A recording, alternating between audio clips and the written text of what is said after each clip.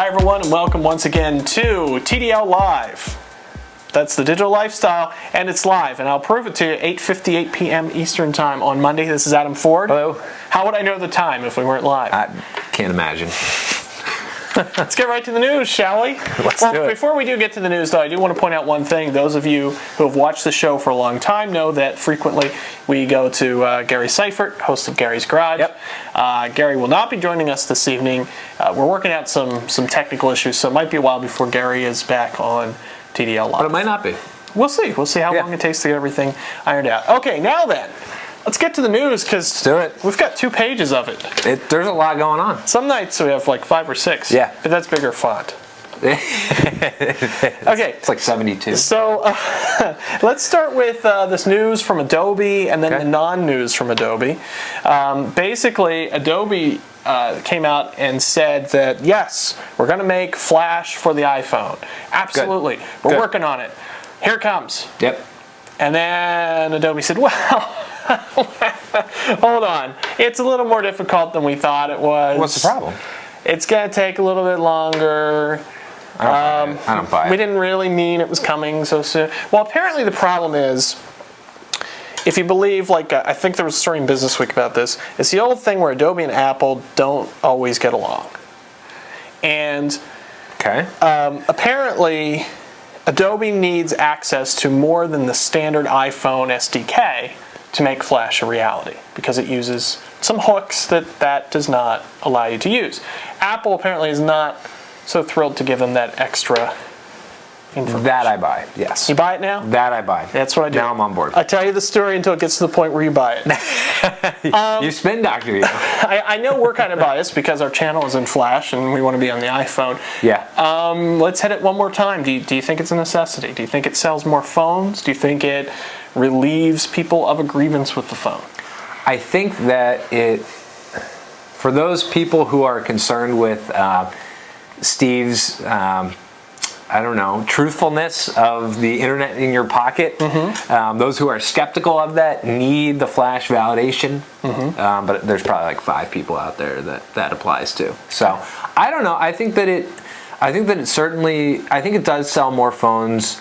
I think that people who care about technology in terms of its I guess if to be away from your desktop and have the true internet in your pocket, for those people that care about that, then Flash, it's necessary, or some form of Flash is necessary. So I think that it's a necessary piece to really complete the internet puzzle on the iPhone, and I don't think that you certainly don't get it on any other mobile platform in its real form, right? Yeah. There is, as we discussed last week, this thing called Flash Lite, LITE, that is rolling out on the phones that use Microsoft Windows Mobile in the coming months. We'll see how all that plays out. Supposedly not as robust as it needs to be to get the Steve approval.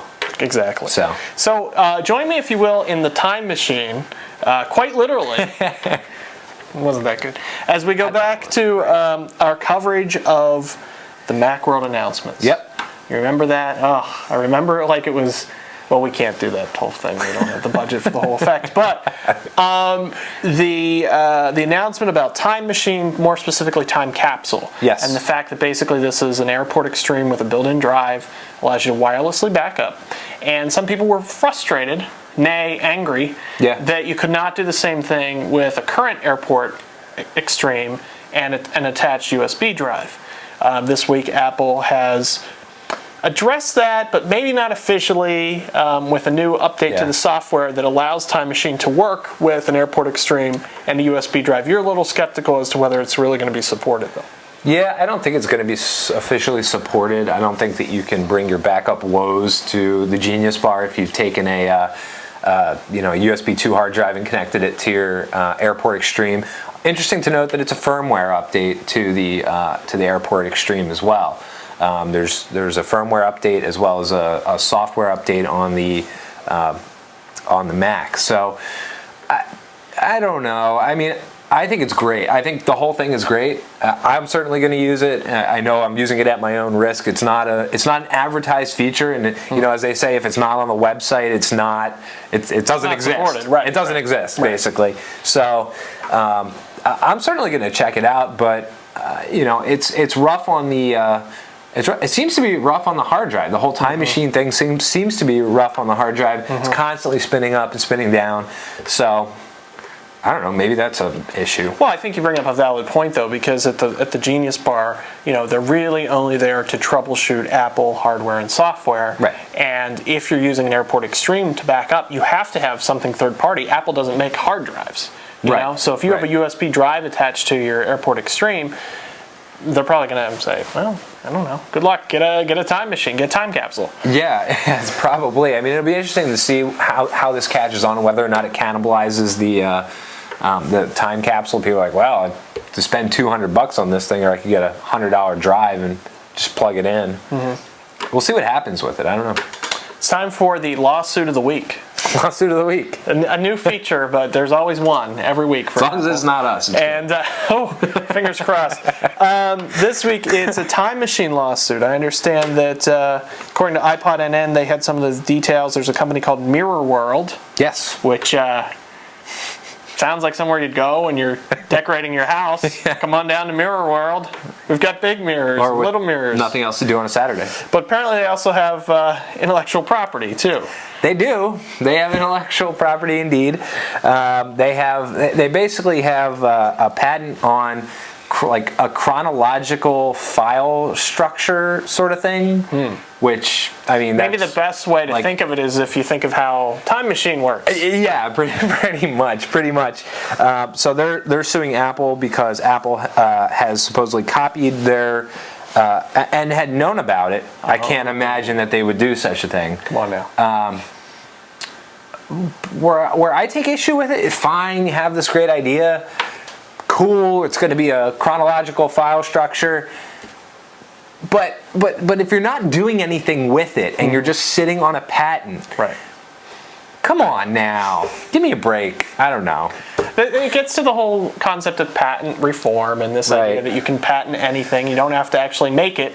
And then if somebody down the road actually makes it, you could say, I had that idea. I mean, I should just sit at home patenting things all day and waiting for somebody to use it, just scouring the internet for somebody to use it and then say, I'm going to sue you even though I've done absolutely nothing with this. I might patent sitting at home filling out patents. And then I'll sue you for doing it. Yeah, well, I'll be screwed. Hey, that was a downer. Let's bring everybody up with. Gosh, I don't have any good news here. Do you have a real heartfelt, soft focus, happy story for me? Well, if you like iTunes the way it is, strap in because you're going to get more of it. What does that mean? That means that there's been the whole rumor about unlimited iTunes, okay. Which is, I say, shenanigans. I don't think that that's ever going to happen. And I think because of the labels more so than Apple. I'm going to disagree with you.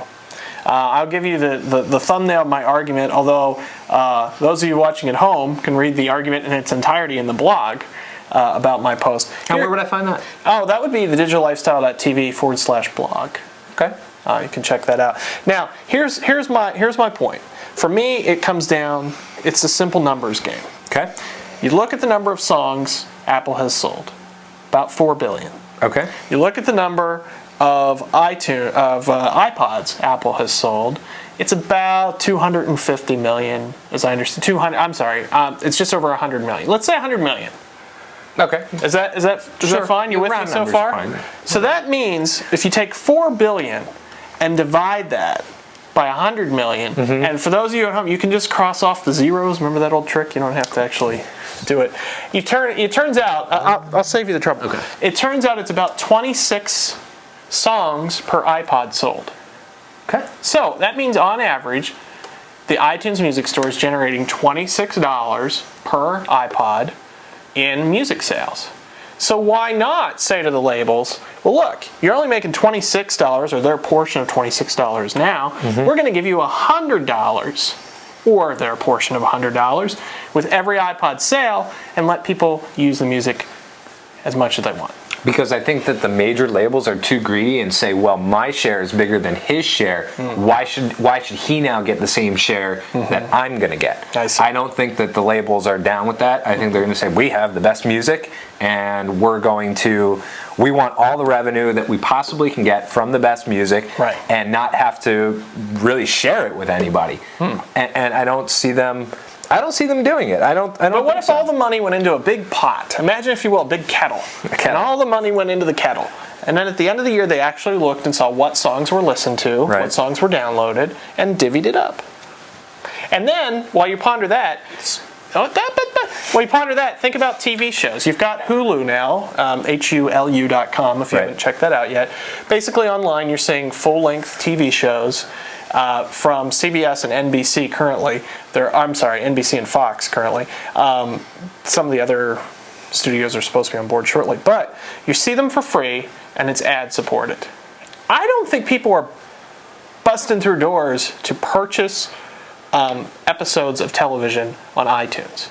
I don't. I think you're correct. And so imagine a Hulu-like service, or perhaps Hulu, in which you would also be getting video, as much video as you want on the iPod as well. I think as long as it's priced at a point where the labels make more money, because they are greedy, than they make now, they'll be happy. Having said that, I think the artists will get screwed, because there's no way they're going to get their little half of a cent from unlimited downloads. Yes.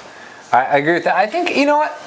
I think if Apple starts getting into the portable hard drive game, we will see this. Isn't an iPod a portable hard drive? No. It's an iPod.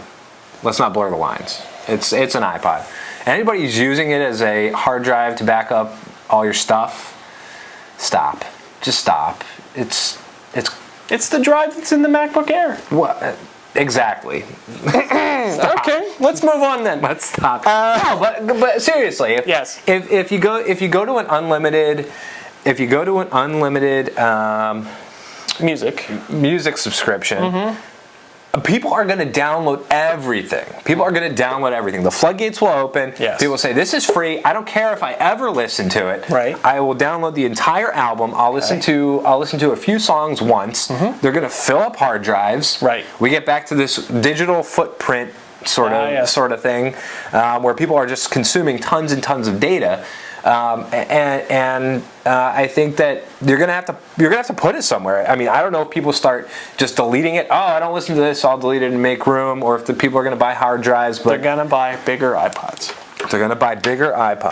But for better or worse, they're gonna buy bigger iPods and put them on. But you know, folks, sometimes an iPod can go dead. True. And when that happens, it's very sad. And it's even sadder when it's put to music. So we'll be back with more in just a minute, but in the meantime, this is from our lovely friend iJustine, and it's the Dead iPod song.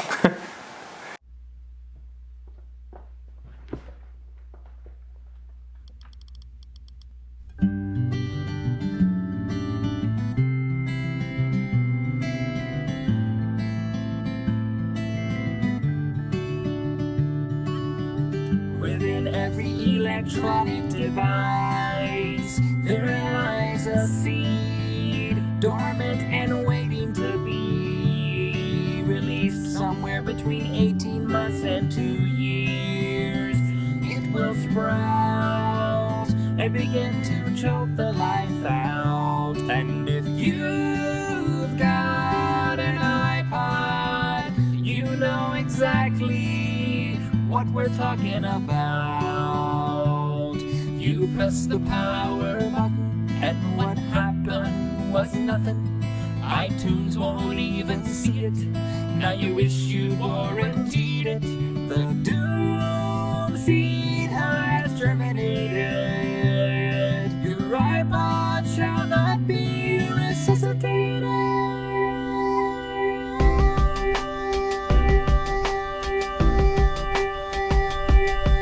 You gotta figure out what you gon' do with your dead iPod. Write a eulogy and bury it in your backyard. Even though it's broke, just pretend like it's not, to avoid conversation with strangers at the bus stop. Use it as a weapon if you're being attacked. You know what? On second thought, scratch that. Tape it to your body, call it a bod switch, put it in a hoagie. Call it an iPod, which a paperweight is lame unless there's a fan on your desk. And even in that case, a manhole cover works best. Or keep it simple, cause less is more.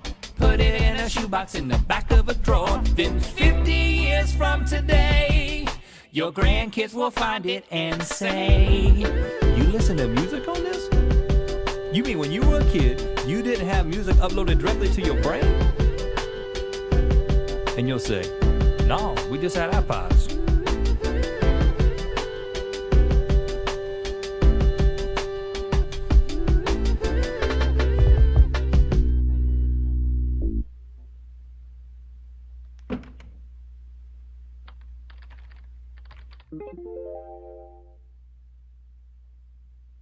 Okay, there you go. The Dead iPod song. That's right. iPod song.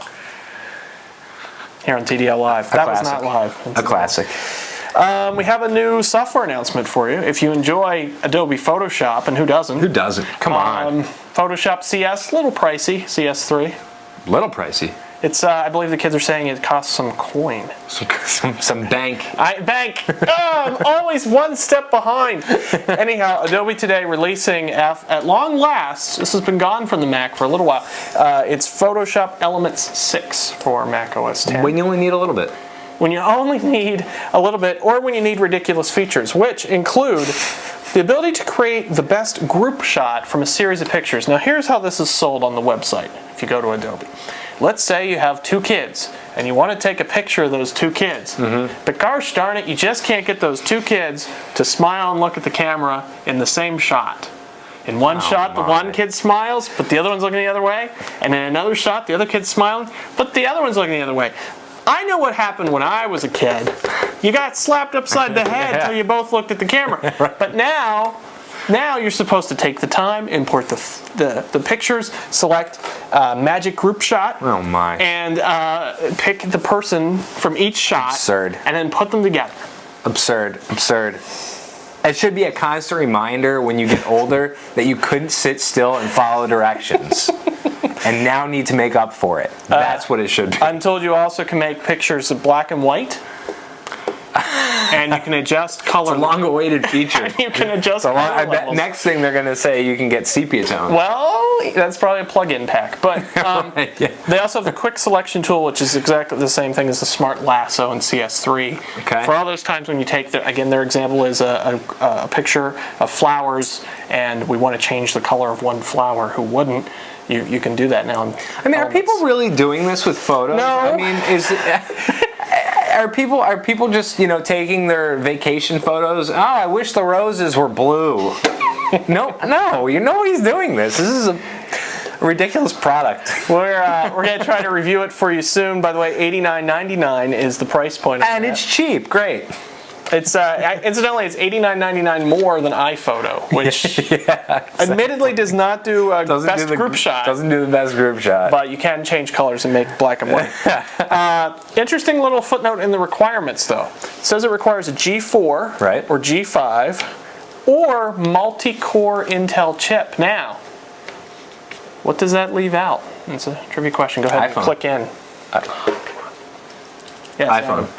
But judges, that is correct, but not the answer we're looking for. The original Intel Mac Mini was an Intel Core Solo. It was. So technically, if these requirements are correct, that is not supported. Not supported, cannot do ultimate group shot or whatever they're calling it. You're just going to have to yell at the kids and have them sit one more time. I mean, come on. I know, it's absurd. Speaking of absurd, hey, how about Dig Nation and Kevin Rose?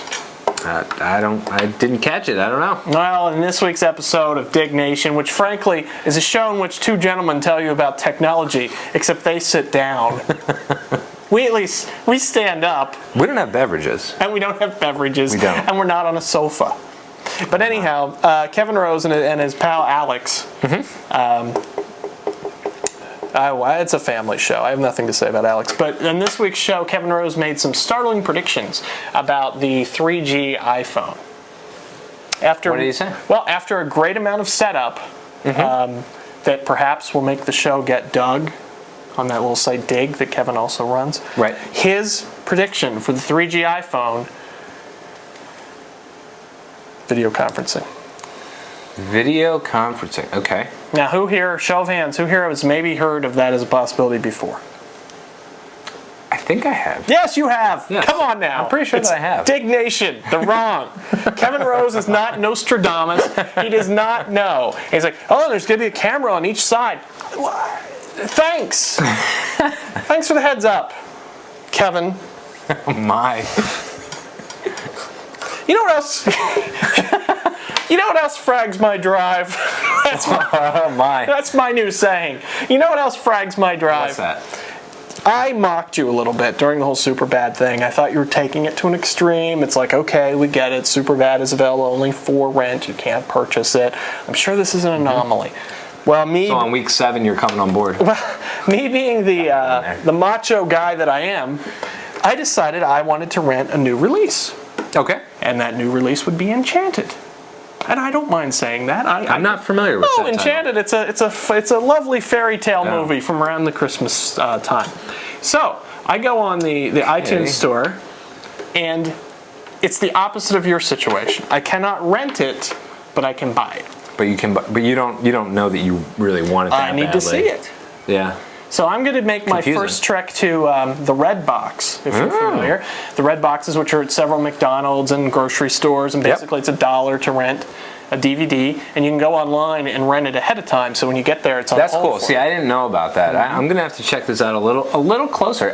I don't know where the. Actually, at my supermarket, I know there's one. Most supermarkets, well, not most, but I mean that's where you're most likely to find them. And then it's a partnership with McDonald's, so a lot of McDonald's have them kind of like on the grounds, but not right where. That's interesting. It's kind of like a modern day 1 hour photo booth, and you drive up, and you can drop it off at any Red Box. So you can pick That's it up cool. at one place, drop it off at another. I assume that it has like a locator feature. It sure online. does, absolutely. That's cool. I'm gonna check it out. And tells you which machines have the disc you're looking for. That's pretty cool. So I put a little review or a video together about that. Yeah. But I understand your pain now. I mean, the other thing is you couldn't tell until you actually went to the page, Right. whether it was a buy, whether it was a rent, what you could do. It doesn't make any sense to me. I hear you loud and clear. You've heard me. You knew that 5 weeks ago. It's confusing because if you go and you go to like just look through a genre, action adventure, if you will. There's no way on that page, which has like all the covers on it and the titles and everything. It'll tell you if you can buy it only. It'll tell you if you can rent it only. And then there's this mysterious third category, which I forget the actual naming of.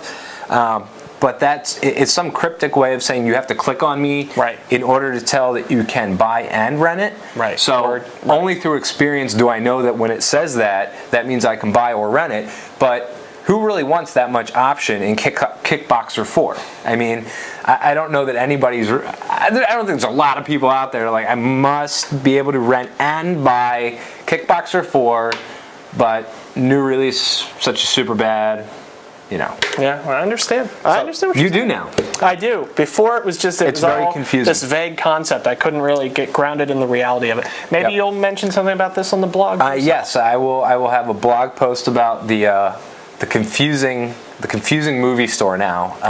It'll be this week, so check it out. Again, the digitallifestyle.tv/blog. It'll be there. And every day there's updates to the blog. And we've got the review one up today of the iPhone. Now you might be thinking, the iPhone, it's been out for 9 months. Seriously, dude. But it's a great time to learn a little bit about the iPhone and what those who have gone before you have found with the iPhone in the first 9 months. I know my experience hasn't been trouble-free, so we've got that on the page. Tomorrow is Tuesday. And, well, before we get to that, that's just a calendar reminder. If you have a meeting on Tuesdays, a standing meeting, you will want to go tomorrow. But I jumped ahead. Okay, one other release last Tuesday. Yeah. We had Safari 3.1. Yep. Snappier. I haven't noticed. I haven't either. Okay. Have you noticed? Let us know. You know what? We're almost out of time, and I forgot to tell everyone, AOL Instant Messenger, TDL Live, or via iChat. You can send a message to TDL Live, or send us an email, feedback@thedigital.tv.